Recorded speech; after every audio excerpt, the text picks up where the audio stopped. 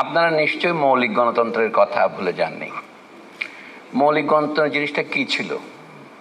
আপনারা জানেন ভারতবর্ষের দুটো দেশ যখন তৈরি হলো, পাকিস্তান বলে একটা দেশ হলো, তা 1970-এর আগে সেখানে কোনো সাধারণ নির্বাচন হয়নি।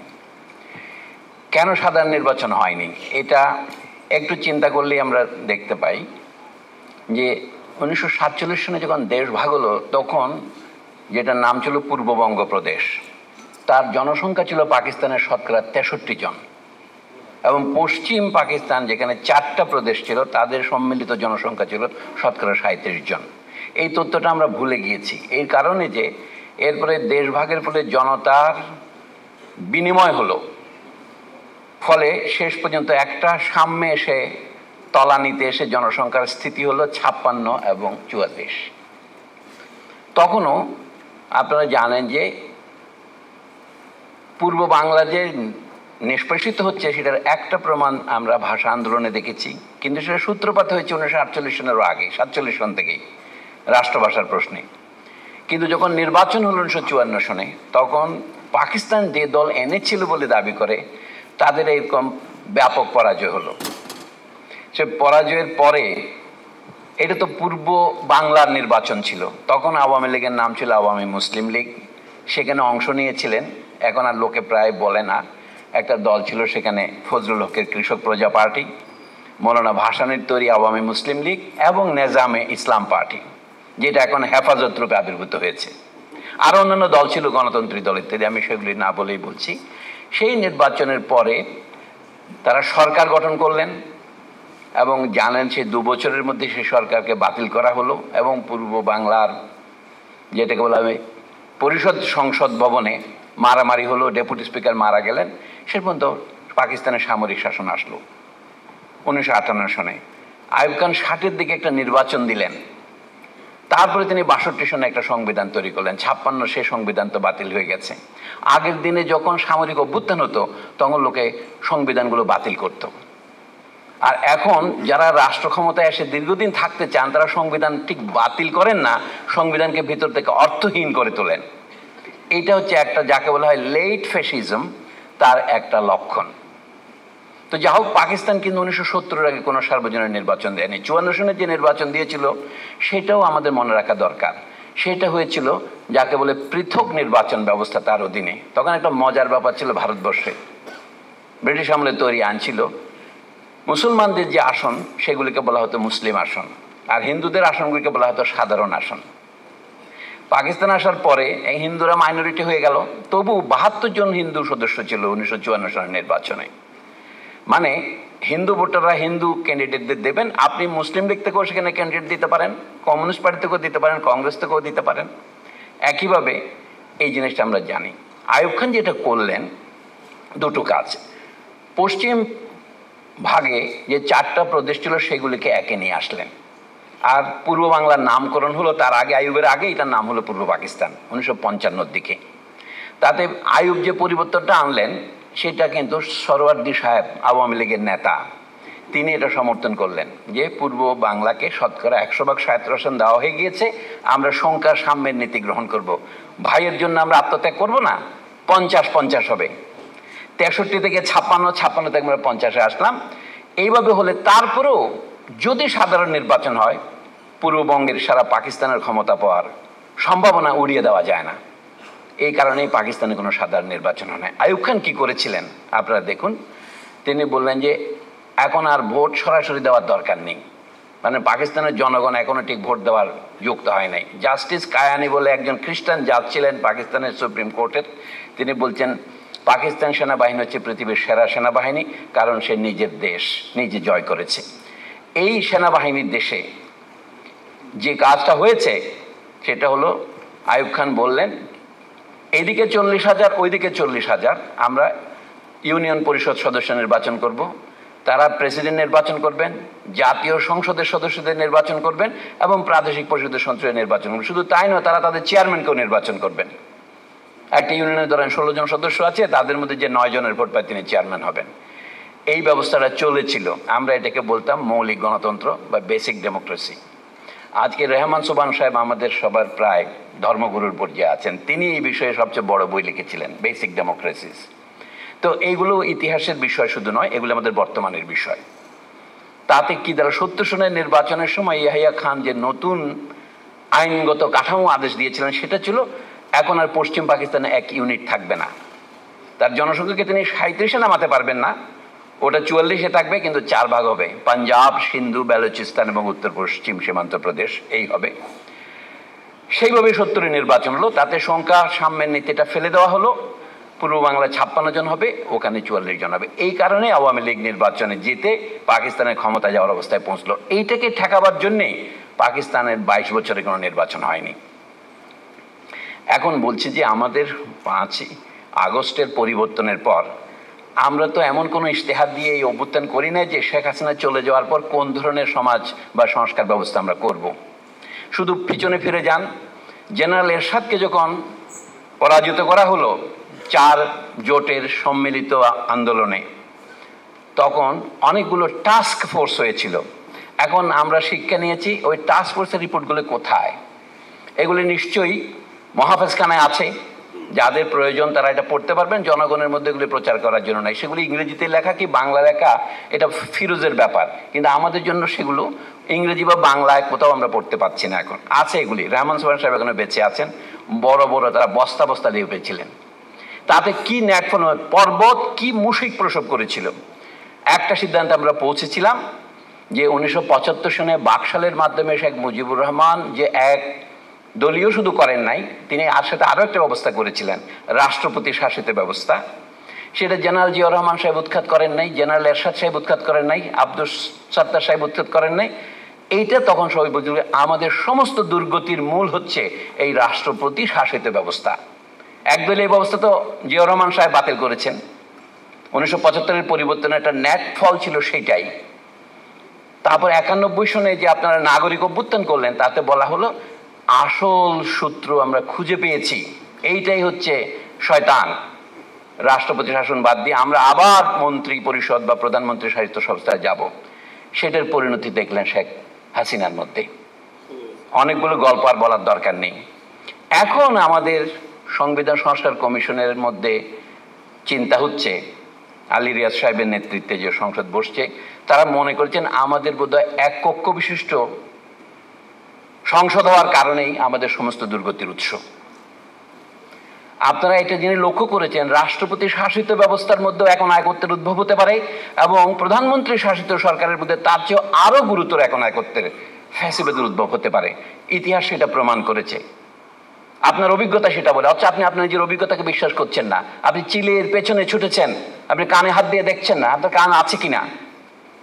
আমাদের সেই অবস্থা কি হয়েছে না, যখন এখন হঠাৎ মনে হচ্ছে সবাই তো এখন জুলাই শিল্পের মালিক হচ্ছে, বলছে কি বোধহয় দ্বিকক্ষ বিশিষ্ট পরিষদ না করলে বোধহয় আমাদের দেশে এখন একত্রের অবসান হবে না। অনেকে বলছেন রাষ্ট্রপতি এবং প্রধানমন্ত্রীর ক্ষমতার ভারসাম্য করতে হবে। এই সবগুলো জিনিসই মজার মজার জিনিস, শ্রেণীকক্ষে পড়াবার জন্য মজার বিষয়, কিন্তু এইটা যদি আপনি করে আবার অপেক্ষা করেন আবার 30 বছর অথবা 25 বছর, তখন আপনাকে আরেকটা অভ্যুত্থান করতে হবে। কারণ আপনি সুচ খুঁজতে গেছেন রাস্তায় যেখানে আলো আছে, আপনি সুচ যেখানে হারিয়েছেন সেখানে অন্ধকার বলে খুঁজছেন না, আসল সমস্যায় কেউ হাত দিতে পারছেন না। সেই জন্য আপনি সব ইংরেজিতে বলে বিটিং অ্যারাউন্ড দ্য বুশ, ঝোপের চারদিকে আপনি দাবড়াচ্ছেন, আসল সমস্যা যাচ্ছেন না। তারপরে তারা কি প্রস্তাব, গতকাল যে তাদের পর্বত যে মুশিক আরেকটা প্রসব করেছে, সেটা হচ্ছে রাষ্ট্রপতির হাতে 25টি, 3 ভাগের 1 ভাগ মানে 33টি আসন সংরক্ষিত রেখে আর বাকিগুলো পিআর পদ্ধতিতে হবে। আমাদের আদৌ উচ্চকক্ষ প্রয়োজন আছে কিনা, এবং উচ্চকক্ষের জন্যই কি আমাদের এখন একত্র হয়েছে এটা না থাকার জন্যে, নাকি আমরা আসলে ভোটই দিতে পারি নাই। এক কক্ষ আর দ্বিকক্ষের কথা কি বলবো। আপনি আসল সমস্যার দিকে কোনো রকমের ভ্রুক্ষেপ না করে বলছেন যে আমাদের 100 আসন বিশিষ্ট একটা উচ্চকক্ষ দরকার, সেইখানে 3 ভাগের 1 ভাগ আসন রাষ্ট্রপতি মনোনয়ন করবে। আমাদের দেশে বলে, ইকবাল আহমেদ বলতেন ভাইস রিগাল সিস্টেম। আমরা তো ভাইসরয়ের যুগে ফিরে যাচ্ছি, গভর্নর জেনারেলের যুগে ফিরে যাচ্ছি। তারাই কিন্তু মনে রাখতেন। অনেকে বলে না 1909 সন থেকে ভারতবর্ষে এই তৈরি হয়েছে পৃথক নির্বাচন ব্যবস্থা, কথাটা তো তথ্য হিসেবে সত্য নয়। অধ্যাপক আব্দুর রাজ্জাক বলতেন যে পৃথক নির্বাচন ব্যবস্থার অধীনে প্রথম নির্বাচন হয়েছে 1919 সনে। 1909 কি হয়েছিল? মরলিমিন্টো সংস্কারের সময় মুসলিম লীগের প্রতিনিধি দল গিয়ে বললেন যে না, আমাদের জন্য কয়েকটা সিট রাখা দরকার। তখন কিভাবে হতো? বড় লাট গভর্নর জেনারেল বা ভাইসরয়ের পরিষদে একটা পরিষদ ছিল, 15 জন সদস্য নিয়ে থাকতো। তার মধ্যে ইংরেজদের পক্ষেই থাকতো 8 জন, আর কয়েকজন ভারত থেকে তারা মনোনয়ন দেওয়ার ব্যবস্থা করলেন। এটা 1861 পরে। তখন মুসলমানরা দেখলে কি তাদের কোনো প্রতিনিধি নাই। লর্ড সত্যপ্রসাদ সিনহা বলে একজনকে মনোনয়ন দেওয়া হয়েছিল। তখন আগা খানের নেতৃত্বে 1906 সনের পরে সিমলাতে যে প্রতিনিধি দল গেল, তারা বললেন আমাদের থেকে 2-1 প্রতিনিধি নেবেন না? বলা লাগবে যে আচ্ছা, তোমাদেরকে 1-2 জন মনোনয়ন দেওয়া হবে। এইটাই হচ্ছে পৃথক নির্বাচন ব্যবস্থা। আসলে তো কোনো নির্বাচন নয়। সেইটাই এখন আবার ফিরিয়ে আনার জন্য ডক্টর আলী রিয়াজ, ডক্টর ইউনূসের নাম বলবো কি? হ্যাঁ, উনি তো সভাপতি, বলতে হবে তো, সহসভাপতি, তারা এই ব্যবস্থা করছেন। আমি আপনাদের সামনে, আমি কোনো ভবিষ্যৎ বক্তা নই, কিন্তু ক্যাসান্ড্রার কথা আমাকে বলতে হচ্ছে। এটা আরেকটা বিপর্যয় নিয়ে আসছে। এটা আমার প্রতিরোধ করার ক্ষমতা নাই, কিন্তু না বললে পাপ হবে, তাই বলছি। এটা হচ্ছে ভয়ানক আরেকটা, দেশকে আরেকটা ষড়যন্ত্রের দিকে নিয়ে যাওয়া। ষড়যন্ত্রের কথা আমি পছন্দ করি, এটা আনু মোহাম্মদের জন্য রেখে দিতে চাইনি। আমি বলবো ষড়যন্ত্র বা চক্রান্ত নয়, এটা ঘটনা। আচ্ছা, কেন আমাদের এই উচ্চ পরিষদ লাগবে? মার্কিন দেশে আছে উচ্চ পরিষদ, পৃথিবীর বহু দেশে, ব্রিটেনে উচ্চ পরিষদ আছে, সেখানে সবগুলোই ভৌগোলিকভাবে হয়। মার্কিন দেশে হওয়ার কারণ হচ্ছে সেটা ফেডারেল ব্যবস্থা, সেখানে 50টা প্রদেশ আছে, 1 থেকে 2 করে নিলে 100 জন হয়। বাংলাদেশের সংখ্যাটি 100 হতে হবে, এমন কোনো কুসংস্কার কি আমাদের আছে? যদি তাই হয়, আমি একটা ফর্মুলা, গরিবের কথা তো বাসি হলেও ফলে না, গরিবের কথা ভাবে পৌঁছে গেলে। সেটা কি? বাংলাদেশের 64টা জেলা আছে ধরেন, বিভাগ নাই, আমাদের এটা ফেডারেল নয়। আপনার যে উচ্চকক্ষ রাখতেই হয়। আপনি বান্দরবন থেকে 2 জন নেবেন, ঢাকা থেকেও 2 জন নেবেন। মার্কিনদের, যেহেতু সব ক্ষেত্রে মার্কিনদের অনুসরণ করি, এখানে কত অসুবিধাটা কি? তাহলে দেশের 64 জেলায় 128 জন সদস্য হবে, এবং তাতে দেখা যাবে কুড়িগ্রাম থেকেও 2 জন হবে, পঞ্চগড় থেকেও 2 জন হবে, বান্দরবন থেকেও 2 জন হবে। ঢাকা অনেক বড় জেলা, তাতে হয়তো 30 জন এমপি থাকে, কিন্তু সংসদে থাকবে 2 জন। এইরকম একটা প্রতিনিধিত্বমূলক ব্যবস্থা আপনি করতেই পারতেন। তা না করে আপনি 33 জন কেন রাখছেন? তাকে নমিনেশন কি রাষ্ট্রপতি দেবেন? আচ্ছা, পিআর পদ্ধতি মানেটা কি? প্রত্যেক পার্টির থেকে যারা হবে, আপনি আর ক্যান্ডিডেটকে ভোট দেবেন না, আপনি ওই পার্টিকেই ভোট দেবেন। তো ওই পার্টির লোকেরাই তো নমিনেশন বাণিজ্য করবে তখন। একদিকে আপনি বলছেন একই ব্যক্তির পক্ষে প্রধানমন্ত্রী, পার্টি নেতা, সংসদ নেতা হওয়া চলবে না, খুবই ভালো প্রস্তাব, কিন্তু আবার আপনি এই পার্টি নেতাদের হাতে সমস্ত ক্ষমতা কিন্তু আরোপ করে বসছেন যে তারা যে তাদের প্রতিনিধি। আমার পার্টি 2 কোটি ভোট পেয়েছে, এখন আমি সিট পাবো 50টা, তা আমি 50 জনকে আমি মনোনয়ন দেব। এই জিনিসগুলো এখনো স্পষ্ট নয়। আপনারা জানেন যেখানে, এটা হলো ওহুদের যুদ্ধের মতো, পেছনের দিকটা যদি খোলা রেখে আপনি যুদ্ধে যান, আপনার দ্বন্দ্ব মোবারক শহীদ হবে। আপনার কিন্তু সেই বিপদেই পড়তে যাচ্ছি। আমি এই জন্য বলছি, ছোট মুখে বড় কথা বলার মতো মনে হয়, এইটা কিন্তু ভয়ানক ব্যবস্থা হচ্ছে। আমাদের এক কক্ষকেও যদি আমরা নিয়ন্ত্রণ করতে পারি, জনগণের ভোটে তৈরি প্রতিনিধিত্বমূলক সরকার জিনিসটা কি জিনিস সেটা বলে যে বলছেন আইয়ুব খান যে মৌলিক গণতন্ত্র করছিলেন, আমরা আরেকটা মৌলিক গণতন্ত্র করছি, যেখানে মানুষ সরাসরি ভোট দেবে না, পরোক্ষ ভোট দেবে। তাহলে আইয়ুব খান কি ভুল করেছিলেন? জন স্টুয়ার্ট মিলকে লিবারালিজম, যেটাকে ক্লাসিক লিবারালিজম বলা হয়, নিউ লিবারাল নয়, তাদের পিতা বলা হয়, তিনি একটা বই লিখেছিলেন রিপ্রেজেন্টেটিভ ডেমোক্রেসি। এটা কিভাবে হলো? রিপ্রেজেন্টেটিভ ডেমোক্রেসির মানে হচ্ছে সোনার পাথর বাটি, এটা ডেমোক্রেসি নয়। গ্রিকদের সংখ্যা যদি ডেমোক্রেসি ধরেন, তাহলে রিপ্রেজেন্টেশন দেওয়া মানেই ডেমোক্রেসিকে হত্যা করা। এই জন্য জর্জ রুসো কখনোই রিপ্রেজেন্টেটিভ ডেমোক্রেসিকে ডেমোক্রেসি মনে করেন নাই। আপনারা বলতেন রুসোর কথা মানতে কি আমরা বাধ্য নই, কিন্তু ওখান থেকে শিক্ষা নেওয়ার মতো আছে।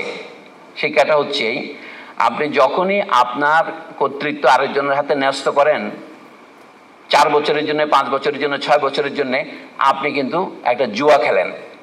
তিনি যদি আপনার কথা না মানে, তাহলে আপনি কি করবেন? তাকে ডেকে ফিরিয়ে আনার ক্ষমতা কি আপনার হাতে থাকবে? গ্রিকদের এটা ছিল, আমাদের এটা নেই। ওখানে বছরে মাসে 1 বার করে অধিবেশন হতো। এই জন্য যেমন অ্যাথেন্স শহরের যে বিখ্যাত ব্যবস্থা, তাই যে 10 ভাগে ভাগ ছিল, একজন 1-1 বার সভাপতিত্ব করতো এক মাসে। সেই জন্য প্রত্যেকটা সেখানে নিরন্তর পর্যালোচনা হতো, কিন্তু সেটা সম্ভব 10,000 মানুষের মধ্যে, কিন্তু আমাদের 18 কোটি মানুষের মধ্যে এটা সম্ভব নয়। সেটা আমি মানি, কালে শুধু দুই কক্ষ করা, রাষ্ট্রপতির হাতে ক্ষমতা একবার প্রধানমন্ত্রীর হাতে দেওয়া, প্রধানমন্ত্রীর হাত থেকে রাষ্ট্রপতির হাতে দেওয়া, তাতে লাভটা কি? রাষ্ট্রপতির অধীনে থাকে না প্রধানমন্ত্রীর অধীনে থাকে ডিজিএফআই? সমস্যা তো ওখানেই। এই যে আদিম সঞ্চয়ন প্রক্রিয়া চলছে ধন সম্পদের, সেইটা বিষয়ে কোনো কথা না বলে আপনি শুধুমাত্র প্রতিনিধিত্বমূলক সরকারকে নানাভাবে পুনর্বিন্যস্ত করে কবিতা লাভ করতে পারবেন না। তাহলে জনগণের কাছে জবাবদিহিতা নিশ্চিত করার একটা পথ ছিল জনগণের ভোটাধিকার নিশ্চিত করা। আর মার্কিন দেশকে যে অনুসরণই করতে চান, আমাদের দেশে কি আঞ্চলিক বৈষম্য নেই? তো আচ্ছা, সেটা দরকারের জন্য তো আপনি এটা দ্বিতীয় কক্ষ করতে পারেন, প্রদেশ করার তো দরকার ছিল না। কিন্তু আপনার মাথায় এই বুদ্ধি কোথা থেকে এলো? যেখানে সংসদের আসন 300 থেকে 400 করার কথা হচ্ছে, নারী সমাজের জন্য 150-এর জায়গায় 100 আসন সংরক্ষণের কথা হচ্ছে, আপনি সেখানে রাষ্ট্রপতির সাথে কিনা কারণে ভদ্রলোকদেরকে মনোনয়ন দেওয়ার জন্য কেন আপনি শতকরা 33% সেখানে সংরক্ষিত রাখছেন? আমার মাথা এটা প্রবেশ করে না, হয়তো আমার মাথা মোটা, কিন্তু আপনাদের মাথা যদি চিকন তারা দয়া করে এটা উত্তর দেবেন, উত্তর সন্ধান করবেন। এই জন্য বলছি, আরেকটি মৌলিক গণতন্ত্রের দিকে আমাদের ধাবিত করা 5ই আগস্টের আন্দোলনের উদ্দেশ্য ছিল না। আমাদের একটা কথা আমি শিখেছি ইউরোপীয় পণ্ডিতদের বই পড়ে, নাম হচ্ছে অজ্ঞান। অজ্ঞান জিনিসটা কাকে বলে? যখন মুখ ফসকে আপনি বলে ফেলেন, আমি এখানে দাঁড়িয়েছিলাম বলার জন্য এই সবার উদ্বোধন করব, কিন্তু আমি এতই ক্লান্ত যে আমি বললাম এই সবার অবসান হলো। আমি বললাম না না না, আমি উদ্বোধন করছি, ওটা কিছু মনে করবেন না। ডাক্তার ইউনূস সাহেব কি বললেন? নতুন বাংলাদেশ দিবস হবে 8ই আগস্ট। ভাগ্য ভালো তার উপদেষ্টা মন্ডলী শক্তিশালী, তো তারা বললেন না না না স্যার, এটা ঠিক হয় নাই, এটা হবে 5ই আগস্ট। এই যে মুখ ফসকে বলে ফেলা বা মুখ ফসকে সিদ্ধান্ত ঘোষণা করা, হোক মধ্যরাত্রে, হোক কোনো ফেসবুক পোস্টের মাধ্যমে, এটাই নতুন বাংলাদেশ দিবস। বোঝাচ্ছি কথা, আমার যেটা সিংহাসন আরোহণ দিবস সেটাই নতুন বাংলাদেশ দিবস না? যেদিন স্বৈর শাসক ফ্যাসিস্ট শাসককে আমরা হটাতে পেরেছি, যেভাবে হোক, ঠিক হটাতে পেরেছি আমার মনে হয় না, তাকে আমরা বন্দি করতে পারিনি, তাকে আমরা তাকে নিরাপদ আশ্রয় পাঠিয়ে দিয়েছি। তবু সেইটাই হচ্ছে ফ্যাসিবাদ প্রতিরোধ দিবস। কই বাংলাদেশের কেউ তো ফ্যাসিবাদ প্রতিরোধ দিবস বলছে না। আপনাদের এই ভাষায় আমি অত্যন্ত পছন্দ করেছি, কলজা কাঁপানো 36 দিন। সমস্যা একটাই, জন রিড। নতুন বিপ্লবকে অন্যের ভাষা নকল করতে হয় না, তাকে ভাষা তৈরি করতে হয়। আপনি বলছেন আমি উদাহরণ নিতে পারবো না, বাইবেল থেকে বলতে পারবো না man does not live by bread alone? পারি। দেখেন, জুলুমের বিরুদ্ধে মজলুমের পক্ষে। মজলুম হচ্ছে এখানে প্যাসিভ, যার উপরে মার দেওয়া হচ্ছে, আর জুলুমের পিছনে জালিম কিন্তু নাই। আপনি এটা পলিটিক্যালি করেছেন আমি জানি, আপনি জালিমের বিরুদ্ধে মজলুমের পক্ষে, এটা আপনার মাথায় আসে নাই। এই যে না আসা, এটি হচ্ছে অজ্ঞান। এটাকে ফ্রয়েড বলেছেন আনকনশাস। কারণ আপনি কি বলছেন আপনি জানেন না, সেই জন্য আপনি সত্য বলছেন। আপনি জালিমের বিরুদ্ধে নন, আপনি শুধু জুলুমের বিরুদ্ধে। কিন্তু আবার জালিমের বিরুদ্ধে না গেলে মুসলিমের পক্ষে যাওয়া যায় না, এইটা আপনি বুঝতে পারবেন না। আমরা যদি, এই যে মনে আছে আমি একটা পত্রিকা বাইর করতাম ছাত্র জীবনে, হ্যাঁ, এই পত্রিকা আহমদ সোবাক কোনোদিন পড়ে নাই। বলছি কি, গালি দিয়ে বললো, শব্দটা আর বললাম না, হারামজাদা পর্যন্ত বললো, তোমরা পত্রিকা নাম ইংরেজিতে দিয়েছো কেন? আমি এটা পড়বো না। না, ওনার ছিল সেই গার্ডস, বাংলা ভাষার পত্রিকা তুমি প্র্যাকসিস। আমি বলছি না, এটা শব্দটা গ্রিক। বলে আমার সাথে মস্করা করিও না। আমি ইংরেজিতে তো প্র্যাকসিসটা গ্রিক থেকে আনছে, ও তো ইংরেজিও জানে না, কি অনুবাদ হবে? আমি করলাম, উনি নেবেন না। এই যে গার্ডস বলে একটা কথা আছে, উনি এরকম আমাকে বলেছিলেন। তখন ওই পত্রিকার 5ম 6ষ্ঠ সংখ্যা সরকার বাজেয়াপ্ত করেছিল। ওমর ফারুক বলে এক জামাতি ডেপুটি কমিশনার ছিলেন চট্টগ্রামে। আমরা প্রচলিত মুসলিম আইন অবাঞ্ছিত শিরোপীড়া নামে একটা প্রবন্ধ ছাপিয়েছিলেন। শিরিনাপা যে কথাগুলি বলছিলেন সেই কথাগুলো ওই পত্রিকার ছিল। আব্দুল বারি নামক একজন লেখক, যার বাড়ি সিরাজগঞ্জে, উনি এই প্রবন্ধটা একটা লিফলেট আকারে ছাপিয়েছিলেন। আমরা প্রবন্ধটা আমাদের পত্রিকায় ছাপানোর কারণে আমাদের পত্রিকাটা বাজেয়াপ্ত হয়েছিল। এটা সরকারিভাবে অনেকে পড়তো। তখন সিদ্দিকী সাহেব ছিলেন, যিনি বেগম জিয়ার সাথে কাজ করতেন, যে সিদ্দিকী সাহেব, হ্যাঁ, উনি আমাকে খানিকটা রক্ষা করেছিলেন, নাহলে প্রায় জেলে যেতে হতো। এবং আব্দুল বারি সাহেব 6 মাস জেল খেটেছিলেন। কিন্তু সেই পত্রিকায় আহমদ সোবা লিখতে রাজি হননি। তা আমি বলছি, সেখানে আমরা আন্তোনিও গ্রামসি এখন খুব জনপ্রিয় হয়েছে। আন্তোনিও গ্রামসির হিস্টোরিক ব্লক নিয়ে কালকে ফারুক ওয়াসিফ একটা বক্তৃতা করলেন। গ্রামসির লেখা আমরা সেটা বাংলায় অনুবাদ করেছিলাম। আমি কথাটা কেন বলছি, লেখাটার নাম ছিল, ইংরেজি থেকে অনুবাদ করেছি, তো আমরা তো ইটালিয়ান জানতাম না তখন। কারণ তখন আমার গায়ত্রী চক্রবর্তী স্পিবাকের সাথে পরিচয় হয়নি। তো উনি আমাকে ইটালিয়ান শেখাচ্ছিলেন। তো লেখাটার নাম ছিল ইটালিয়ান ভাষায় কৃষকদের কন্তাদিনি বলে। তা আমি তো অত জানতাম না। আমরা একটা লেখা ছাপালাম, জালিম ও মজলুম, লেখার নাম। ইংরেজি নাম ছিল অপ্রেসার্স এন্ড দ্য অপ্রেসড। সেই জন্য আমাদেরকে কতবার মৌলবাদী উপাধি দেওয়া হয়েছে। এখনো বামপন্থীরা আমাকে মৌলবাদী মনে করে। এখন যারা সংবিধানের 4 মূলনীতি রক্ষা করার জন্য গতকাল ওয়াকআউট করেছে, এরা প্রত্যেকে আমাকে অভিসম্পাদ দিয়েছে মৌলবাদী হিসেবে, এখনো দেয়। মৌলবাদীর প্রমাণ কি? আপনি জালিম ও মজলুম বলছেন কেন? প্যাডাগজি অব দ্য অপ্রেসড বইয়ের অনুবাদ করেছেন আমাদের আমিনুল ইসলাম ভুইয়া, অত্যাচারিতের শিক্ষা। উনি মজলুম শব্দটা লিখতে পারেন নাই। আমাদের ভাষার মধ্যেও একটা শ্রেণী সংগ্রাম চলছে।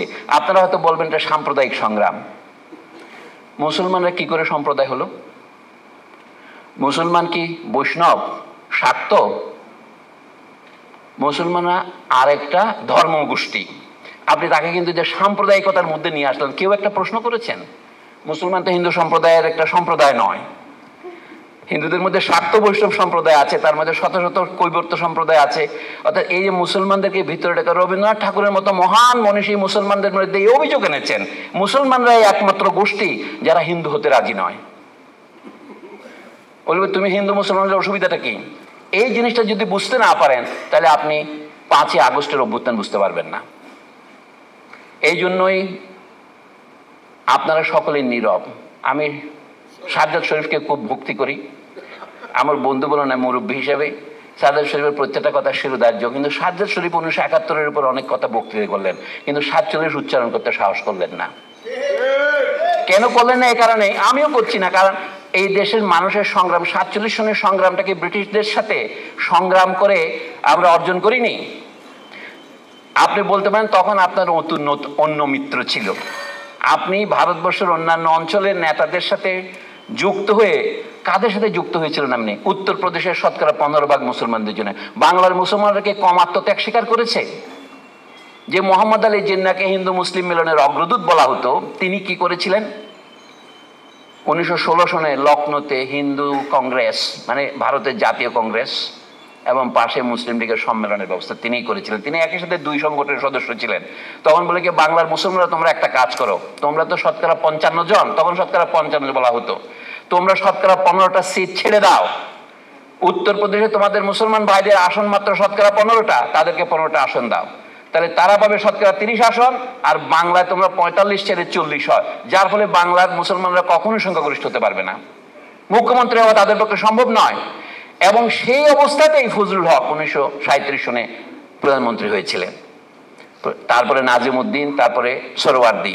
যে কারণে বাংলা হিন্দু নেতা বলতে বোঝাচ্ছে আমি হিন্দু মহাসভার নেতারা, যার সভাপতি ছিলেন শ্যামাপ্রসাদ মুখার্জি, এবং বাংলার কংগ্রেসের নেতারা 1925-এ যখন চিত্তরঞ্জন দাস মারা গেলেন, তখন তারা আবার সাম্প্রদায়িক দাঙ্গা শুরু করলেন। আমি লম্বা গল্পকে শুরু করে বলছি, তাদের 20 বছরের সংগ্রামের ফল হলো 1947 সনের দেশভাগ। এবং পশ্চিমবঙ্গের যারা সৎ বুদ্ধিজীবী তারা বলেন, শ্যামাপ্রসাদ যদি বাংলা ভাগ না করতো তাহলে তো আমাদের অস্তিত্বই থাকতো না। ওখানে 2-1 জন বুদ্ধিজীবী আছেন, জয় চ্যাটার্জির মতো, যারা এটা লিখেছেন। আমি কথাটা এই কারণে বললাম, বাংলাদেশের আমাদের সংগ্রাম শুধু গত 15 বছরে হয়নি। এটা আগের কথা বাদ দিলাম, ব্রিটিশ আমলে সে 1905 সনের বঙ্গভঙ্গ বিরোধী আন্দোলনের বিরুদ্ধে পূর্ব বাংলার মনে যে বিক্ষোভ তৈরি হয়েছিল, ঢাকায় রাজধানী সরিয়ে নেওয়ার পর থেকে, তারপরের 35 বছর পরে আবার দেশ ভাগ হলো। আমরা এখানে আছি বর্তমানে। যে ঢাকা একটা রাষ্ট্রের রাজধানী হওয়া অনেক পুরনো। মুঘল আমলের রাজধানী সরে গিয়ে মুর্শিদাবাদ হয়ে কলকাতা হয়ে আবার ঢাকায় আসলো, তাও খণ্ডিত বাংলার রাজধানী। এই রাজধানী ছিল পূর্ববঙ্গ বা আসাম প্রদেশের। তো সেইখানে ঢাকায় এই যে রাষ্ট্র গঠনের ইতিহাস, এটার মধ্যে 1971-এর সবচেয়ে বড় ঘটনা। মানে আমরা এখন কিন্তু আমরা যেটা বাংলাদেশ পেয়েছি, এটা তো 47 সনে তৈরি করা সীমানার ভিতরেই। কাজে ইতিহাসের ওই ঘটনাটাকে গত শেখ হাসিনার আমলে উচ্চারণ করতে দেওয়া হয়নি। যদিও বা শেখ হাসিনার বাবার আত্মজীবনী যখন তিনি প্রকাশ করেছেন, শেখ হাসিনার জীবনের মধ্যে যত পাপ কাজ করেছেন তার মধ্যে এইটাই একমাত্র মাফ করে দেওয়ার মতো কাজ, যদি আপনাকে মাফ করে দিতে চান, সেটা হচ্ছে তার বাবার আত্মজীবনী প্রকাশ করা। সেখানে কি সম্পাদনা হয়েছে সেটা শামসুজ্জামান খান জানেন, আমি তো জানি না, কিন্তু যেটুকু পড়লাম তাতে অনেকগুলো সত্য কথা আছে। তিনি ছিলেন মোহাম্মদ আলী জিন্নাহর পরম ভক্ত এবং গোপালগঞ্জে যেটা এখন বঙ্গবন্ধু কলেজ, সেটার নাম ছিল কায়েদে আজম কলেজ, তিনি তৈরি করেছিলেন 1958 সনে, এবং তার আত্মজীবনীতে সেই কথাগুলো আছে। তিনি মুসলিম লীগের কর্মী ছিলেন। তাহলে আমরা যখনই ক্ষমতায় আসি তখন আগের ইতিহাসটাকে শুধুমাত্র কার্পেটের নিচে দেই না, আগুন দিয়ে জ্বালিয়ে দেই। এটা কিন্তু লক্ষণ হিসেবে ভালো না। এই যে আপনাদের এখন বলি, ডেইলি স্টার থেকে আমার একটা ইন্টারভিউ নিয়েছেন এক সাংবাদিক, ছাপা হবে 2-1 দিন পরে আশা করি, যদি এটা মাহফুজা নামের চোখে না পড়ে তাহলে ছাপা হয়ে যাবে।